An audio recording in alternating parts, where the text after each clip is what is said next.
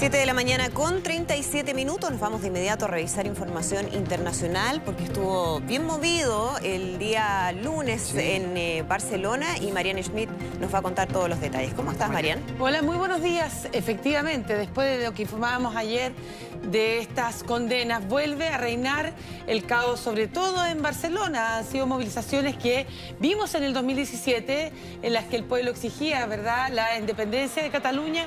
Bueno, ahora se repitieron 2 años después. Son miles, como usted ve, las personas que se han volcado a las calles, han bloqueado importantes avenidas e incluso intentaron tomarse el aeropuerto del Prat. Por eso la policía catalana tuvo que responder con mucha fuerza. Un clima de altísima tensión que estalló después que la justicia española condenara a 12 líderes y funcionarios que infructuosamente intentaron la independencia de Cataluña, organizando el 1 de octubre del 2017 un referéndum ilegal. Las penas de los acusados de sedición y malversación de fondos fue entre 9 y 13 años. Quien recibió la sentencia más alta fue el ex vicepresidente del gobierno catalán, Oriol Junqueras. Aunque la Fiscalía los consideraba líderes de una rebelión, el Tribunal Supremo decidió no condenarlos por ese delito, que significa 25 años de prisión, porque a su juicio la violencia no fue tan grave ni tampoco ordenada previamente. Mientras tanto, el expresidente catalán, Carles Puigdemont, quien se encuentra en Bélgica, también fue condenado. Ante esta situación, la Fiscalía pidió de inmediato la reactivación de una orden internacional y europea de detención en su contra. Lo mismo para los otros 6 dirigentes fugados. Puigdemont habló. Calificó la sentencia de injusta, inhumana, llamó a los catalanes a movilizarse, mostrar masivamente, como ya lo están haciendo, su rechazo, pero sobre todo en las próximas elecciones del 10 de noviembre.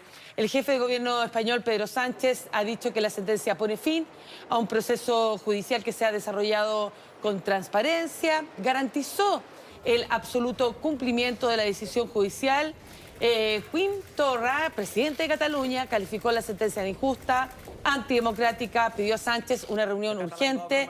Y quien sorprendió con un video fue Pep Guardiola, entrenador del Manchester City, exjugador, técnico del Barcelona, que apoyó la movilización independentista llamada Tsunami Democrático.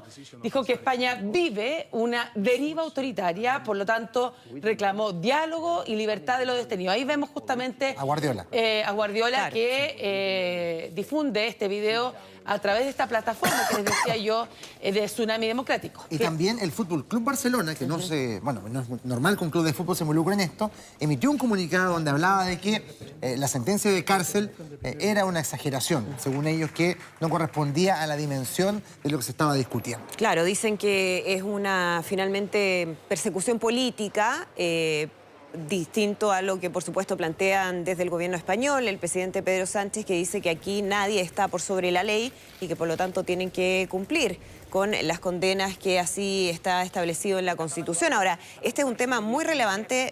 Veíamos ayer el nivel de disturbios que se generaron, especialmente en el aeropuerto del Prat, con este movimiento que llegó a pie, llegó a través de transporte público, privado, lo que encontraron, ese fue el llamado que se hizo, y que incluso repartieron tarjetas de embarque falsas para poder acceder a algunas zonas del aeropuerto que están reservadas, obviamente, solo para quienes van a viajar. Entonces, eso generó ayer suspensión de vuelos, cancelaciones, retrasos, que hasta el día de hoy probablemente van a continuar. Una imagen que inmediatamente nos llevó a Hong Kong, que es una movilización similar que han adoptado también, ¿verdad?, en Hong Kong con sus problemas propios. En definitiva, estas movilizaciones van a continuar.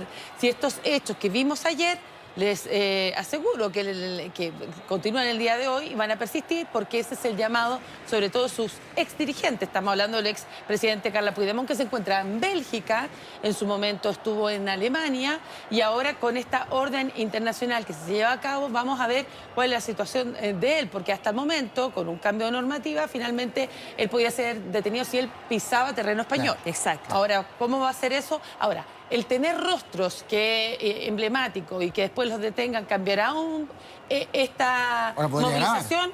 Lo más probable es que no, porque lo que ellos buscan es la independencia de Cataluña y lo harán y lo manifestarán, sobre todo ese rechazo a través de las próximas elecciones del 10 de noviembre, donde España no ha podido formar gobierno. Ese es un tema relevante porque justo en este proceso donde se necesitan generar ciertas alianzas, este va a ser un tema que se va a tomar la agenda política. Fue un tema que se le cuestionó de hecho a Pedro Sánchez en algún momento, quienes consideran que no hay que flexibilizar de ninguna manera la postura en relación a los independentismos, especialmente a lo que sucedió en Cataluña en el año 2017, y por lo tanto este probablemente va a ser nuevamente un tema central en la discusión política pensando en esas nuevas elecciones. Exactamente, de los próximos debates. Vamos ahora a Brasil, porque nos llegan imágenes de un gigantesco incendio que afectó el cobertizo de la Escuela de Samba Independiente Tricolor en el norte de Sao Paulo. Bastante impresionante, ¿no? Este incendio. La sede almacenaba todos los materiales para los preparativos del Carnaval 2020, así como las alegorías utilizadas en otros eventos festivos. 18 vehículos con bomberos llegaron inmediatamente a la zona para poder sofocar estas gigantescas llamas. La lucha contra el fuego fue muy difícil debido a que el material era altamente inflamable. Además de independiente, el lugar también guardaba todo el material de las escuelas de samba Leandro de Itaquerá y Barroca Zona Sur. La estructura del cobertizo se vio, como usted ve, completamente afectada. A través de la información de los empleados, todos los recursos de esta escuela tricolor quedó completamente destruido. Pese a la magnitud de este siniestro, afortunadamente no hubo víctimas fatales menos heridos. Mientras tanto, se inició una investigación para determinar las causas que originaron este gigantesco incendio. Imagínate, el nivel de, claro, de daño. Los materiales que había también adentro eran muy inflamables. Claro, lo que pasa es que las escuelas de samba son muy importantes en términos de su infraestructura y se preparan todo el año, es decir, terminan su presentación en el carnaval, inmediatamente comienzan a planificarla del próximo año. Es verdad. Así que las pérdidas deben ser millonarias, porque vaya que también hay harto dinero detrás de eso. Bueno, finalmente el presidente de Ecuador, Lenín Moreno, firmó anoche la normativa que derogó de forma oficial el decreto 883, con el que quitaron el subsidio a los combustibles y elevó su precio en un 123%, lo que generó violentas protestas en el país durante 12 días. El mandatario detalló que se procederá a la inmediata elaboración de uno nuevo que permita una política de subsidios. Mientras esto está en camino, los precios de los combustibles volverán a ser los mismos de antes. Esa ha sido la promesa.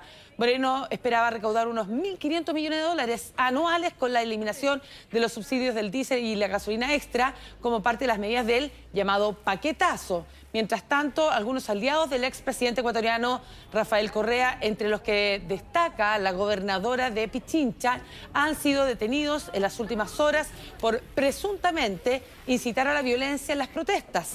Tras investigaciones de la Fiscalía y con el apoyo de la policía, fueron detenidos 3 dirigentes correístas, que esto es parte de la denuncia que hacía el propio Lenín Moreno en medio de la crisis. Claro, que hablaba de intentos de desestabilización del gobierno y golpe que, correísta, sí. claro, siempre apuntó desde los primeros momentos la mano del expresidente Rafael Correa y del presidente de Venezuela, Nicolás Maduro.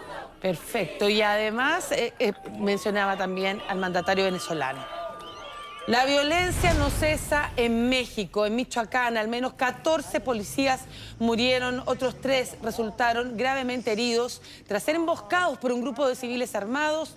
Los agentes se encontraban patrullando en el municipio de Aguililla para dar cumplimiento a un mandato judicial de acompañar a una madre y a su hija a hacer una diligencia cuando de forma imprevista fueron asaltados. El gobernador de Michoacán ha calificado esta emboscada de cobarde, informó que los sujetos colocaron cartulinas en los parabrisas de las patrullas en las que un grupo armado se atribuye este ataque.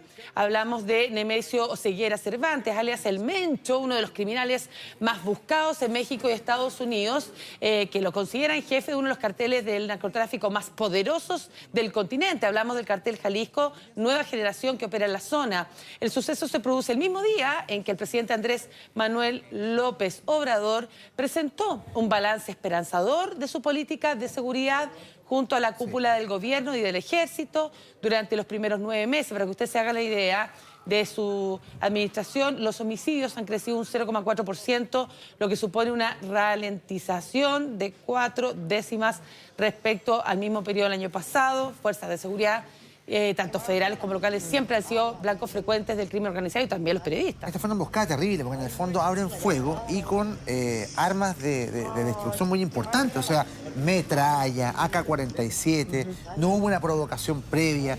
Son carteles que están fuertemente armados, y en este caso estamos hablando de un cartel que se llama Nueva Generación, que es el que está dominando ahora, haciéndole el peso a los antiguos carteles. También tienen conflicto entre ellos, más la policía. Además, es un conflicto que verdaderamente narcocrimen. Afecta mucho a la zona norte de México en particular. Y que ha sido el gran desafío de todos los gobiernos, ¿no? Sí. Que han fracasado, independiente de su color político, permanentemente en términos de los índices de criminalidad y de homicidios, una de las tasas más grandes de homicidios que hay a nivel mundial, donde vemos que permanentemente hay un número significativo no solamente de muertos, sino que también de personas desaparecidas. Y de hecho, uno de los desafíos que planteó desde que llegó al gobierno el presidente Andrés Manuel López Obrador fue justamente tener un registro de las personas que han desaparecido probablemente en manos de las organizaciones criminales. Porque ni siquiera se sabía exactamente cuántas personas habían desaparecido o muerto en manos de estas organizaciones. Son varios los carteles, lamentablemente, a pesar que los líderes los puedan detener, como el de Sinaloa. Ahí estamos viendo al Chapo, que se encuentra detenido en una cárcel de máxima seguridad de los Estados Unidos. Van cambiando el liderazgo, por lo tanto siguen operando. Muy difícil de batallar este narcocrimen. Vamos con información que nos lleva a Turquía, porque el presidente Donald Trump ha anunciado que va a imponer aranceles al acero procedente de ese país en castigo por sus acciones desestabilizadoras, dijo, en el noreste de Siria. Además, impuso sanciones a 3 ministros del gobierno turco, de ahí del presidente Recep Tayyip Erdogan. Ordenó detener inmediatamente las negociaciones con miras también a un acuerdo comercial con Turquía. La ofensiva militar de Turquía pone en peligro a los civiles y amenaza la paz, la seguridad, la estabilidad en la región. Precisó que la acción de Turquía está precipitando una crisis humanitaria y creando las condiciones para posibles crímenes de guerra. Ya se habla de 500.000 de desplazados solo en esta crisis, o sea, solo en estos últimos días, ¿no?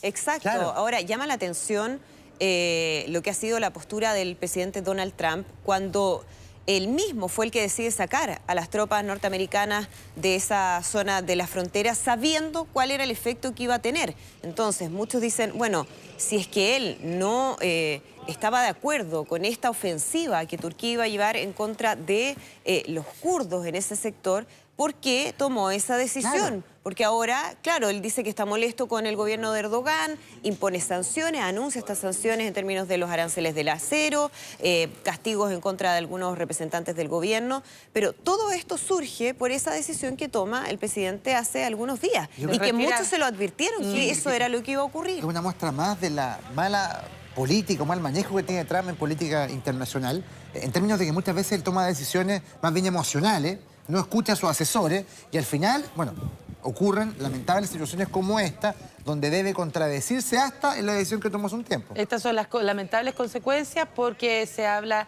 de más de un centenar de muertos, ya no se tiene todavía el catastro específicamente de cuántos de ellos son civiles. Han sido ataques que también han utilizado como blanco las mismas cárceles donde estaban yihadistas del Estado Islámico, que han sido liberados, familias de estos yihadistas que también han sido liberados, por lo tanto también podría haber un rebrote del Estado Islámico, lo cual también preocupa en ese foco. Él dijo en un principio, retiro todas las tropas, y ahora se dio a conocer que le quedaban 1000 soldados más. Entonces también se contradijo en eso.